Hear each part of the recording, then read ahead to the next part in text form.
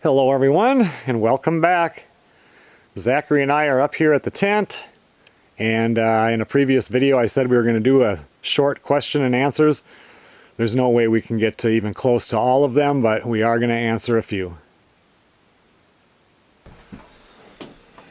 Alright, what do you got? Okay, so the first one, and probably the most asked one, is what are your future plans with the tent and cabin, if you're gonna do that? I think we should build a cabin here eventually, but when this was put up, what, in 2007, I think? I never thought it would last this long, and it's still here, and it has everything that we need. So until it starts to fail, the tent stays.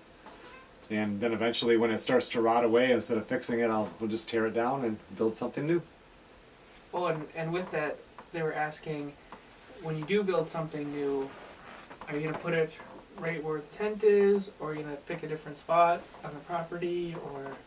It'll be right here. It might have to be back a little more. I'm not sure, because I want to make sure I have a nice porch on the front, but I'm going to use the same exact pillars that are in here. They've been in here since 1980.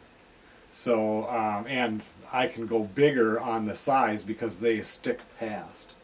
So I'm going to stay within the same footprint, pretty much, and so it'll pretty much stay right here. Someone asked about your shoes. Do you want to answer something like that? My shoes? I gotta know what's going on with the tennis shoes in the woods, and even when you're ice fishing, don't your feet get wet or cold? If they get wet, they get cold. Otherwise, I wear tennis shoes, because if you wear your boots and then your feet get wet, they get cold. So if I have to sit in the ice house or in the deer stand, I wear boots. Otherwise, I just wear my shoes. They don't, usually it's so cold that the snow isn't wet. I mean, I'm not going to wear them if it's really wet, but normally the snow just falls off. So, and they breathe better, and my feet don't get cold then. And I'm not stopping. I don't sit still long. So that I do pretty good. So just wear my Skechers. This is going to be like the worst video ever. I can tell you right now. How am I going to edit that? How am I going to edit this? Let's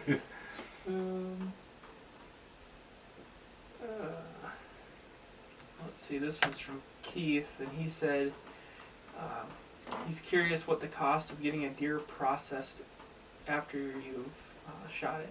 It used to be like $95 to get it cut up, and that was high. I can remember when it was like $45. And now Melissa sent me a thing that was on Facebook Marketplace. It was like $150 or $190 to get it cut up. And most places, I used to bring it to Von Hansen's, they don't do it. They quit last year with COVID. I mean, hundreds of deer would be in there, and they're not doing it at all. Oh, no, I didn't say that. If you skin it and quarter it and bring it in, they'll cut it up. Otherwise, they won't do anything.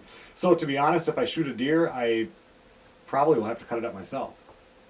Which would be good. I want to get a deer because I want to do jerky, and I would like to have some burger. So I guess we'll see what happens. Well, I got another good one. Okay, what is it?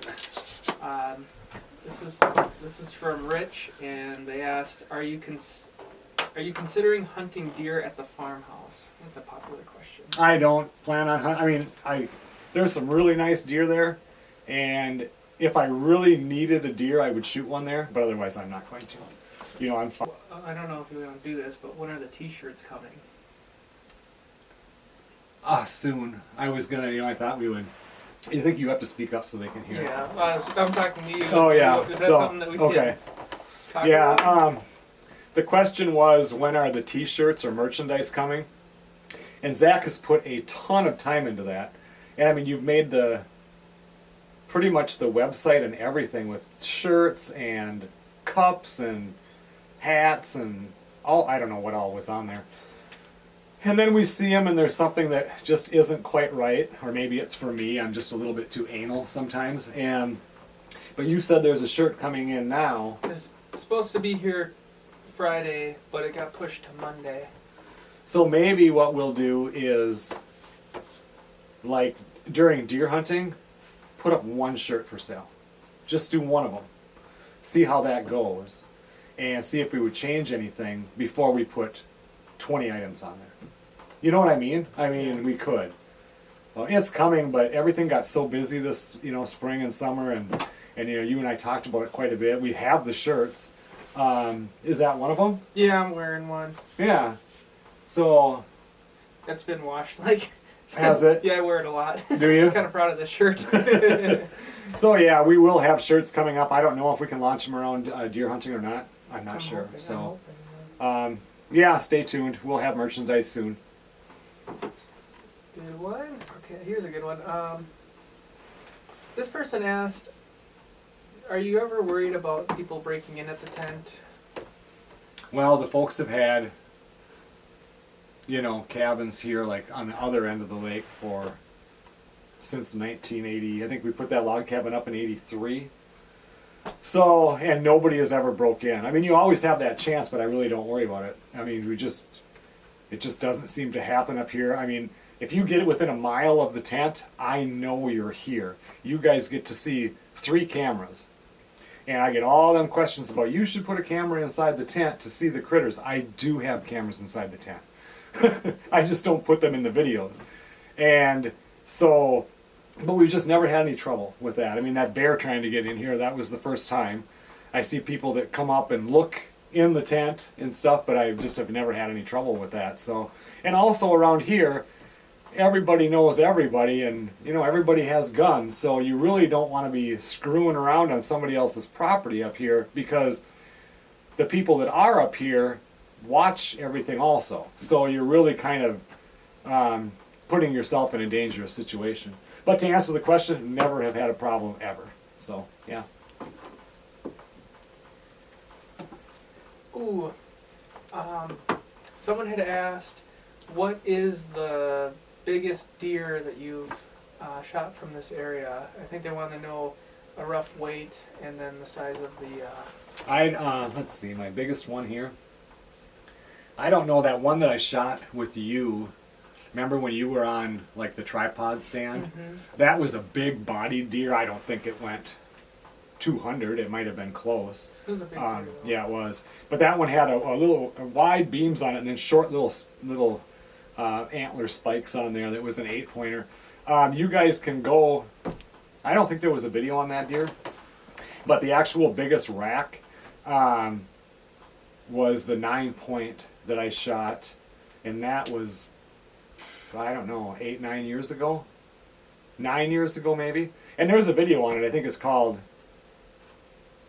9-Point Buck in Pictures or something. So and I think that's the biggest one that's not the biggest one I've ever shot in my life. I've shot one really big one at the Anoka house that was he was old, huge. I mean, I have every set of antlers from every deer I've ever shot. So, and he just had huge wide beam, and he was really old. His teeth were ground down, and it would have only been like a 6-point, because we count both sides here in Minnesota, and they were broke down. Oh, and he was just beat up. Yeah, the taxidermy, I brought it and that is I think that's that pelt, or that fur that usually hangs over there. And she wanted to mount the whole head, but I didn't have whatever that would have been, $250 to spend on it, and I didn't think it had the perfect rack, so I didn't do it. But he was an old deer. And I've also still shot another big one there too. But the biggest one up here was the 9-point buck. And I know there's a video on it, I just don't know what the name of it is. So, yep. I want to say that video is like Minnesota 9-point buck or Minnesota 9-point buck. I think it's Minnesota 9-point buck in pictures. Yeah. I think that's what it is. I think the picture of it is its head in the snow on the thumbnail. Yeah. I believe. Yeah, I think you're right. Where does the electricity come from the tent, and probably like the history behind it? Well, when we put it up for the first 7 years, it was just a generator, the Honda 3000, the one that you fixed up. Just last year. So everything was generator until then, and then I had grid power run in. So people can talk about, you want wind power, and I want solar power, and I want to be totally off the grid. How often are you up at your cabin? And if it's because you don't want people to know you're there, come on. I mean, everybody knows where you're at now. You are not, I mean, what's his name is launching satellites all over the place so we can get some kind of high-speed internet all over the world. They know where you're at, so that's none of it. So if you were to take the cost of putting in solar, wind, anything like that versus how often I'm up here, it wouldn't be worth it. If you were going to live here full time, it probably would. I think that doing solar and wind stuff is a really cool thing to do, but I would rather do videos on other stuff. Maybe someday I will when we build a cabin. Maybe I'll put in solar panels or something, but no, I'm not. No, if the grid is there, you might as well use it, because to me that's the cheapest power that you can get. And it's probably what the minimum for up here, for this. I mean, because you're not up here every day, so it can't be too much to run. Right? No, it's not. Yeah. No, it's not. So, but we did the generator the first 7 years, and I kind of like that. And we had the gas lanterns and stuff that we would run. It's set up to be off the grid if you need it. Right, when the power goes out, yeah, we just pop on the gas lights. We've got that gas to cook on, wood heat. So, yeah, it takes literally less than 5 minutes to go from, the power's on to, we're doing good. Yeah. So, and if I bring the generator back up here again, the way I have the tent set up is, instead of hardwired into the box, I have it plugged, so that we can put the generator, unplug the whole tent and plug it in and get run that way. Yeah. So we're set up for just about anything. Just solar and wind just has never been anything that really clicked in my head yet to, like, I really want to do this. So, yeah. This one's not tent specific, but they're wondering if you and Melissa are planning to go down to Louisiana in the winter. I'm going down right after Christmas because, if you remember, I finished off everything except for the upper cabinets, but we ordered the upper cabinets in case they were to discontinue that type, and they are in boxes inside the house. Melissa actually got them in there when she was down. So right after Christmas, I'm going to go down there and probably spend 2 weeks and put all of those cabinets up so that house is done. Except for stuff outside of the house, like I'd really like to get rid of the sheds and stuff and clean that up, but the house itself will be finished. But yeah, right after Christmas, I'm going down there to enjoy some warm weather. This says, are you concerned after having seen Mama Bear and cubs on your trail cam at the farmhouse? I'm not. I think they're just passing through. They have knocked the suet out of the where we feed the birds and stuff. I think one time something got into the garbage that was probably a bear, but I'm not concerned at all. It's like I don't worry about the bears too much, or the wolves ever, even up here, because they always run away from you. It was a little bit concerning when they try to get in here, but this was kind of a bad year for that. So, but I don't worry about it at the farmhouse. And they also say if you're not successful getting a deer at the tent this year, are you able to hunt on your own land in Cloquet? I could. My license would work there, but I'm not going to. Most important question, will Sarah be able to wake up after your first try? No. A lot of them are kind of the same ones. This one here is, if the water level is still low for the winter, will that affect your winter trip? Not at all. Ice is ice. As long as the ice is there, I can get in here.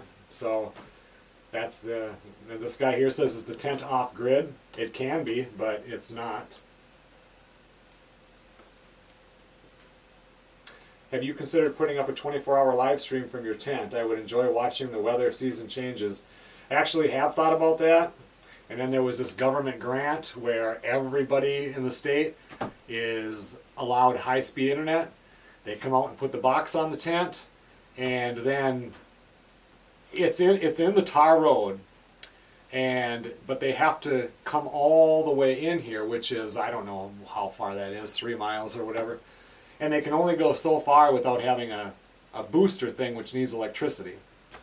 So they're still saying that we are going to get high-speed internet in here. And if they do, I would definitely put camera up and run a live stream where people could I could watch it, people could watch it, You guys could watch all the commercials. I mean, what a better deal. I don't have to edit. That would be perfect. This next one is what is the coldest day or night that you've spent at the tent? I've been up here when it was 36 below. So, yep, burned a lot of wood, but it still stayed nice. Yeah. Couldn't sleep back there. Had to sleep up here, but even now, if it's 20 below, well, now I've got heating blankets in there. And that actually, like yesterday when did I show up? I come in here, it was cold in here. I start the stove, it takes a long time to go in there. Turn the heating blankets up to like 5, it'll heat the whole bedroom. Oh, nice. Eventually, by nighttime. So, but yeah, 36 below I was up here, and it was pretty toasty. Your feet took a long time for your feet to get warm. Yeah. But after like day two, it was really nice. So, yeah. That's cold.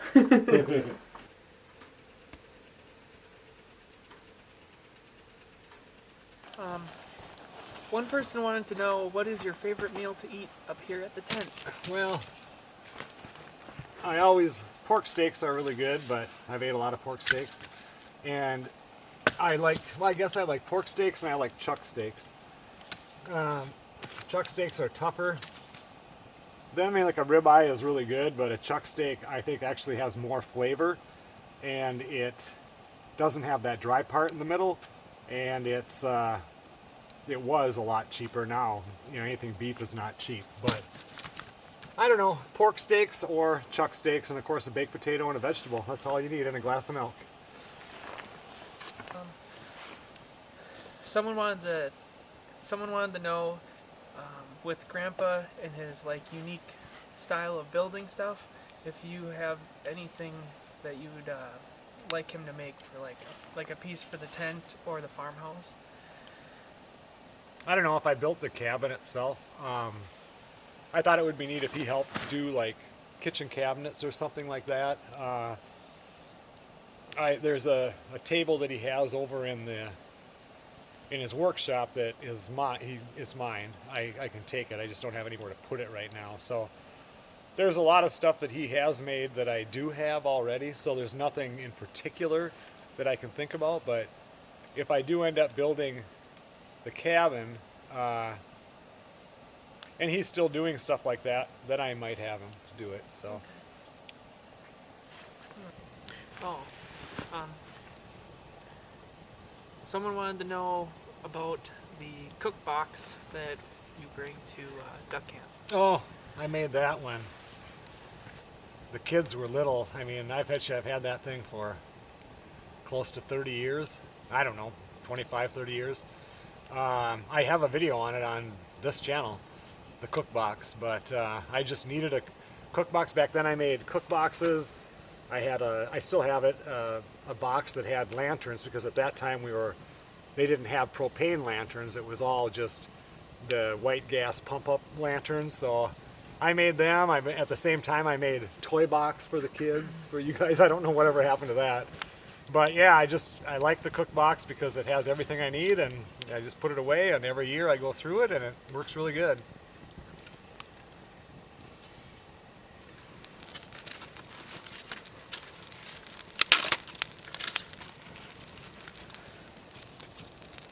We've answered.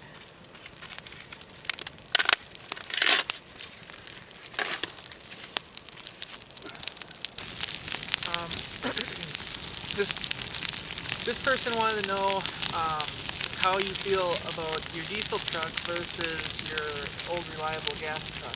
Which one, pros and cons? The diesel truck is awesome. So is the gas one. The diesel one, I need to pull the fifth wheel. It's that simple. So, I mean, I get 15 miles to the gallon pulling with the diesel. Actually, I wouldn't be able to pull the fifth wheel with the gas truck. So that's why I bought it. And I like it. I mean, it's good. Old Reliable right now is in getting a tranny rebuilt, and I think by the end, I don't know for sure, but I might be able to bring that up for deer hunting. Oh, yeah. So I'm looking forward to driving it again. I've just been waiting to get that tranny done, and it's getting done right now. Both of them have their pros and cons. I mean, diesel last year when it was 36 below zero, I tried to drive from the farmhouse down to work, got about 30 miles down, even though I had treated fuel in there, and it gelled up, and I had to stop, and that was the first time that had happened. So, but I mean, with the diesel, anything I hook up to it, you know, you hardly even know it's back there when you're pulling it, and that is a plus for me. But I think when I buy another one, I don't know, I think about that. Like, I'm going to need a new truck pretty soon. I got 310,000 almost on the diesel. It's rusting, you know, it's basically about to ready to fall apart, but it runs really good. I just put new tires on it. So, and when I buy a new one though, look at the prices of vehicles right now. That's why I'd rather keep that one going, because it's paid for, keep old reliable, and not have to worry about trying to buy a new truck right now. It's just, I look at the prices, it's like, you've got to be crazy. So yeah. But I like my diesel, but gas truck, if you don't need to pull something heavy, why have a diesel? That's that simple. The next one is, what is your most memorable deer camp story? Oh, deer camps? Well, you got to remember, I've been deer hunting a long time, and back in the day, it was more of a party, you know? We still went deer hunting, so I've got a memorable story I can't tell. And yeah, and a couple of them. I don't know. That's a tough question, because I mean, I think back to the year that we came up here. We had the 6-wheeler, and remember all the deer. There's a picture of you and me and Grandpa standing by the buck pole with 3 deer on it. That was a good year. Remember when I shot that deer and you came out there, and then I was gutting it and you came up and there was a deer running through there, and Grandpa was right there to see it, and you shot your first buck. Yeah. That was a memorable time. Sarah's first buck that she got, which was kind of where the tripod stand is, but it wasn't a tripod stand. Those kind of things are those are memories. Yeah, you just can't. Yeah, that's awesome. But I have other stories that I could tell. But this person is wondering, for both of us, about if we've ever thought about doing bow hunting. for me with bow hunting, it's a couple of reasons. First of all, my busiest time at work. So when would I have the time? And then the other question that comes up for me is, bow hunting starts in like September. Maybe it's the end of September, I don't know. We have deer hunting that starts the beginning of November. What if I shoot a deer during bow season? This is the big traditional weekend. You know, we have 2 weeks of deer hunting. What do? Come up here and cook or something? It's like I can't hunt. I mean, I could party hunt, but that's kind of the reason why. You know, I always say, well, maybe someday I will bow hunt, but for right now, I'm pretty happy just doing rifle. You know, what about you? I'd say I don't have much time for that, and I think that bow hunting takes a lot more patience. There's a lot more time spent, you know, waiting for a deer to come by, and that is just the time involved with that is something I really don't have the opportunity to do. So. And plus, for you, as a kid, I didn't bow hunt, so it's never been put into you as, you know, oh, bow hunting's cool.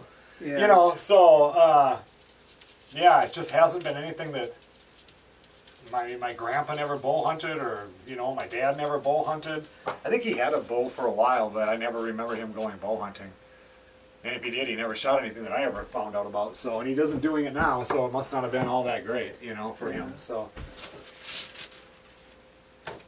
Rob asks, how do you keep the canvas tent from being mildew or smelling musty?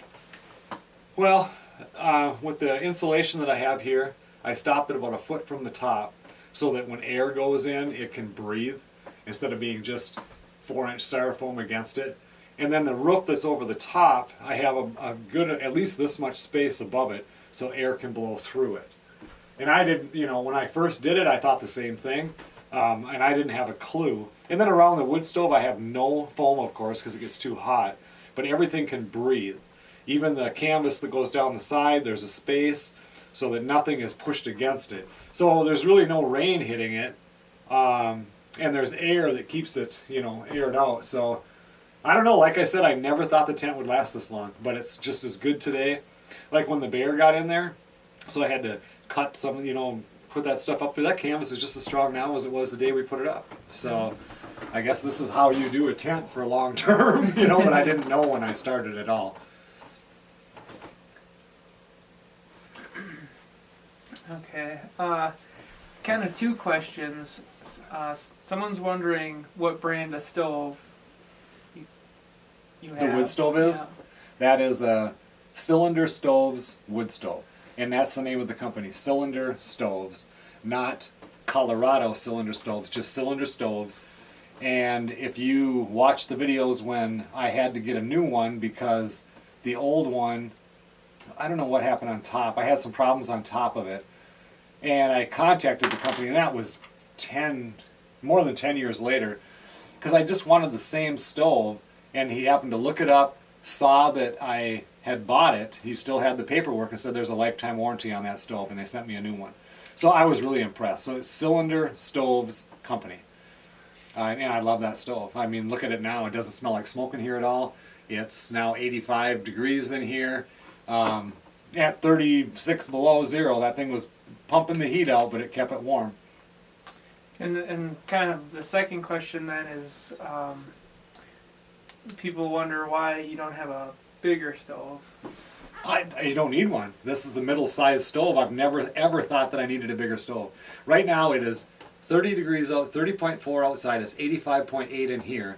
That stove has a piece of wood in it. The air is completely shut down except for just a tiny sliver, and the damper is completely shut off. And what was it, 90 in here? Yeah, it was Not that 93. long ago. So I mean, it's only 30 outside. But that's all the bigger of a stove that I need. You just, any bigger I can't imagine. You'd be able to put more wood in it, but you don't need any more wood. No. So, and I didn't know that at the start either. They have a small, a medium, and a large. I got the medium. And I thought about the large, but I think for square footage, at this time it was a 16 by 20 tent. And you look at the square footage, and this was overkill. This is from Campbell's. Was it hard building the tent? No, I mean, that's what I do, you know, is build stuff. So, like you were up here, remember there's the video called The Tent, How It All Began, or The Beginning, or whatever. And doing the platform, that was fun. You and I were up here, it was so hot. It was hot. Remember, yeah, we cleared the whole trail back here, and you made that little shelter. And we stayed there, and we got back here, and we built the shelter, or the platform. And then we had some people come and help because we all stayed at that time at the folks' old cabin way over, and they were actually my brother-in-laws and stuff come over here, and we got the center beam up and set the tent up, and then it was just kind of figuring it out as it goes. Because if you guys watch beginning videos, there was 2 bunks there and 2 bunks there, and there was no addition. There was a window there. The sink was below the window, and then that square right here was the door that went into the little bathroom back there. And I can't... We did have a shower in there too, didn't we? Yeah, there is a shower. The same shower, it was just connected this way instead of going around the other way. Okay. I think that I did modify the shower somewhat when we put the addition on. Because I built the addition around... No, I guess I did. I built it around it. The only thing that got modified was the fact that you got to walk through. And remember, then I put a shower pan in. Oh, yeah. We didn't have a shower pan. I don't know if we just had plywood, Yeah. and then I cut the joist so it went down, and you put treated plywood, which was warmer on your feet in the wintertime than that thing is. I mean, I have insulation underneath that. It freezes. Yeah. But, yeah, so it wasn't hard, but it was kind of a project that has evolved. And now I'm to the point where I don't want to evolve it anymore because the next step would be to build a cabin. And the tent has everything that we need right now. So It'd be nice if you had a little bit bigger bed there that you sleep on, you know. Oh. But which we could actually do that. We could extend that out, you know, so it's a little bit bigger. But yeah, I don't see anything to add to it. Maybe the water system. Like I could easily have a water system where I just, you know, look at all the travel trailers and fifth wheel and everything that I have, where you just turn it on and the pump, the same pump that's running the shower, runs all the water. So you just, you know, and we'd have water at the sink and stuff. And maybe I'll do something like that, but otherwise I don't see anything anything I would do differently now. But it wasn't that hard to build. It was just the fact that it just evolved over time. So Yeah, if I remember right, the first winter when we put the styrofoam in, we didn't have it up there right, and when we came in, the snow we didn't. It wasn't a down. roof over the tent. Is that what it was? Remember, the tent was here, and then it was just a tarp, a blue tarp over the top of that. That's what it was. So then the snow load Yeah. went down. So then the following year, you helped me, and then we built the whole thing, which is only 2x4s and stuff. And you think of, I get so many questions like at the house when we're getting 24, 30 inches of snow. Oh, you have to shovel off your roof and everything. You know, it's going to cave it in. It's like they just don't understand the load that your roof can take. I mean, yes, some old houses probably do, but I come up for the winter trip. It's been months since I've been here. We've had 30, 40 inches of snow. Tent is still here, you know. But yeah, that first year with just the tarp over it just went down, and yeah, that snow would push because all you're doing is pushing canvas. Yeah. So yeah, but I remember that. I forgot about freaky. that. Yeah. Yep, remember how marked up all the insulation was when we painted it all white? Yeah. Because that was, you can still get it in Malacca, Minnesota. Somebody works for a place that redoes commercial roofs, and then they pull all of this insulation, it's just stacked up, and you can buy it. And we just bought a whole bunch of them, and I put that in the ceiling, that's in the walls, everywhere, and under the floor, everything. And the mice don't eat it. That was the big No, thing. yeah, they don't. No. They eat the snacks that we put on the back shelf, Yeah. which gives them a tummy ache.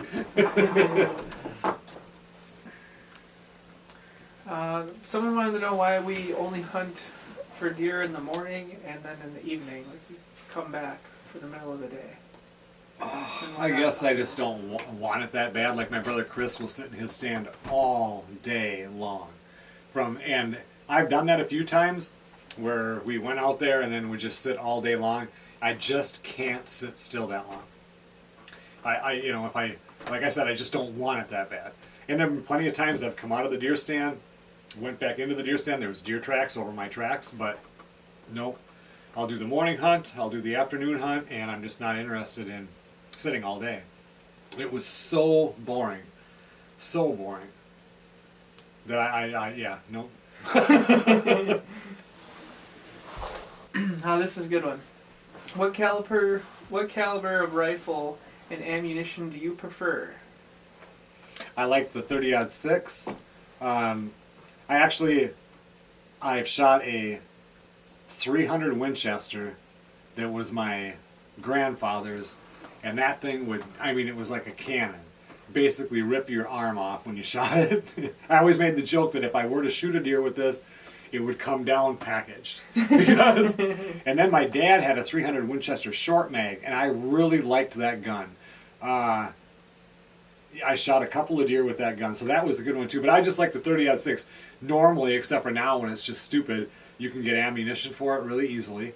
And I don't know, I just like that gun. That's probably the reason why. It's just so easily, and you know it's going to shoot good. You know, I mean, you know it's going to take the deer down. I have that 243.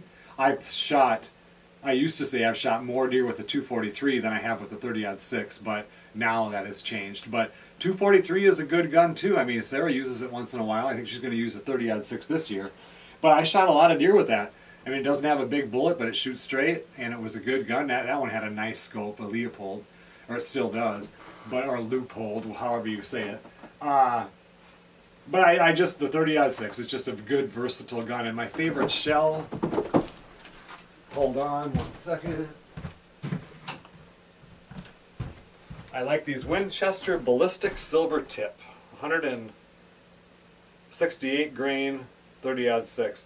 And my dad, he prefers when he shoots a 30-06 doing 180 grain, which would be nice. But for some reason, I just like these shells, and I've had super good luck with them. So, yeah, and they're silver. Probably because I thought they looked cool in the beginning, but Yeah, then you those just are my kind of, favorite too. yeah, you just stick with them. All right, I'll do one more question, and then we've got to cook things up and So getting get off 8:30 at camera night. for a while. Let's see. This person's asking, where did you learn all your building schools? Trade school, self-taught, or family traditions? It's all family. When I was 13 years old, I went working for my dad because he was in construction for what, 60 years? So he always had his own business. So when I was 13 years old, when school ended, which was on a Friday, Monday I went to work for him, worked full-time during the summer. My mom, I would get charged $3 a day from my mom to make my lunch and everything. And then I just worked every summer. I would work for my dad. And then I was at 13. When I was 18 years old, I started my own business and went on my own. And then for a short time I went back and worked with my dad, still as my own business. And then when we had the crash of, I don't know what crash that was, in the 80s, things got slow because I was doing full houses then, start to finish. I went back to my dad for a little bit and then eventually just went on my own again. So everything was just, yeah, my dad yelling at me mainly. So yeah, I just have done, that's all I've ever done. Never didn't go to trade school. I mean, I went to the classes and for contractor's license and your continuing education and stuff like that. But as far as learning how to pound nails and build everything, I just learned by doing it. So, and I mean, we've done everything from, decks and porches to $15 million houses. So they're really, a lot of times now when I'm thinking this, like, I've done this for so long, I kind of want to kind of get out of it somewhat and everything. It's because I feel like I have built everything that there is to build. There isn't anything I've done. I've done dome ceilings, round walls. There's just no. What's the challenge? It's just an everyday you go to work to make money, and it was fun doing stuff for the first time. But now it seems like I've done everything for the first time. So, yep, I learned it by getting yelled at. Let's call it a wrap. Let's wrap it up. All right. Okay, everyone. Well, thanks a lot for watching. I think that answered some of the people's questions. There was a lot more that we did not get to. Some, of course, we didn't want to answer. And maybe we'll do this again during deer season when we're up here. I will see you guys on the next video.